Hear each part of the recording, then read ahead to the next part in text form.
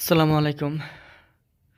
আজকে আপনাদের সামনে যে ভিডিওটি তুলে ধরা হচ্ছে খুবই গুরুত্বপূর্ণ। তো সম্পূর্ণ দেখার চেষ্টা করবেন। তো আমার হাতে যে একটা ট্রাউজার আছে, ট্রাউজারের মধ্যে যে ডস্টিংটা আছে, এটা কেউ ডস্টিং বলে, এটা বিভিন্ন নামে কেউ ডাকে। তো আমরা ডস্টিং হিসেবে জানি। তো এটার যে ডস্টিংটা ব্যবহার করা হয়েছে, এটা ওভারলক মেশিন দ্বারা কীভাবে তৈরি করতে হবে। তো আমার আরেকটা পাশে পিকচার দেখতে পাচ্ছেন। তো এটার জন্য আমাদের একটা এক্সট্রা একটা ডিভাইস ব্যবহার করতে হয়েছে। তো এটা আপনার এলএসসি সিস্টেমের যে একটা ডিভাইস থাকে, ওই ডিভাইসটা দিয়েই কিন্তু আমরা মডিফাই করে আমরা এটাকে একটা ডিভাইস তৈরি তৈরি করা হয়েছে। তো এটার কাজটা খুবই ক্রিটিক্যাল।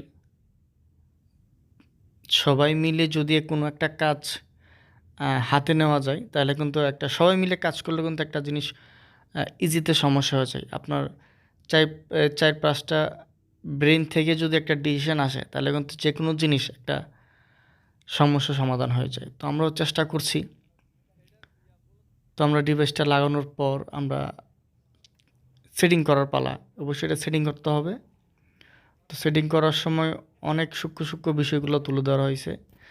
তো এইখানে মূলত যে কাজটা করা হয়েছে, যে ওভারলক মেশিনে যে ফোল্ডার, ঠিক আছে, ফোল্ডার এখানে কীভাবে ব্যবহার করা হয়েছে, দুটোটা কোনো ফিডব্যাক থাকবে না, মেশিনে কোনো ফিডব্যাকই থাকবে না। দুটোটা ফিডব্যাক খুলে ফেলতে হবে। যেখানে প্লেটের যে বেসটা আছে, হ্যাঁ, দুইটা প্লেটের বেসের মধ্যে যে দুইটা স্ক্রু আছে, ওই স্ক্রুর মধ্যে হোল্ডারটা লাগাইতে হবে। আর হোল্ডার এগুলা আপনার এক্সট্রা বানাইতে হবে অর্ডার দিয়ে। তো বানানোর পর কিন্তু এটা আসলে এই কাজটা করতে হবে। তো এটা কিন্তু আমাদের কাছে যে এটা কিন্তু একটা বেল পিনিয়াম। তো এটার সাথে অনেক কিছু জড়িত আছে।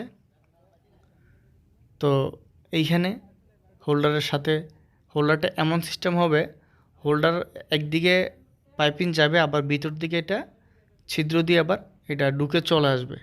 তো যার ফলে ওভারলকটা ভিতরে চলে যাবে। তো এটা একসাথে দুইটা কাজ হবে, মানে আপনার ডস্টিংটা উল্টে যাবে। ওভারলক সিলাইটা উল্টানোর জন্য কিন্তু খুব, আপনি যদি একটা ওভারলক করে যে উল্টাইতে যান, এটা কিন্তু অনেক কষ্টদায়ক হয়ে যাবে। তো এটার ফলে কিন্তু আমাদের এত কষ্ট হচ্ছে না, জাস্ট মেশিনের সাথে উল্টে যাচ্ছে। তো যেহেতু কোনো ফিডব্যাক নাই, তো এখানে এই জন্য এই ডিভাইসটা ব্যবহার করা হয়েছে, যেন আপনার ডিভাইসটা দিয়ে আমাদের ডস্টিংটাকে টানা হয়। তাহলে এখানে আপনার লুজ, যেহেতু ফিডব্যাক নেই, তো ডিভাইসটা যখন আপনার ডস্টিংটাকে টানবে, ডস্টিংটা টানলে কী হবে, আপনার সামনে আর এক জায়গায় জ্যাম হবে না। তো ডস্টিংটা আপনার শুধু চাপ দিয়ে ধরে রাখলেই হবে। আপনার শুধু পাইপিং শেষ হলে পাইপিং লাগাই দিতে হবে। তো কাজ মোটামুটি এতটুকুই। বাস হোল্ডারটা সেটিং করে আপনাদের শুধু ডিভাইসটা সেটিং করতে হবে, হোল্ডার সেটিং করে ডিভাইসটা সেটিং করতে হবে, তাহলে কিন্তু হয়ে যাবে। তো আপনি দেখেন বেসের মধ্যে দুইটা স্ক্রু দিয়ে লাগানো হয়েছে এবং হোল্ডারটা কীভাবে বানানো হয়েছে আপনারা দেখেন। তো যারা এরকম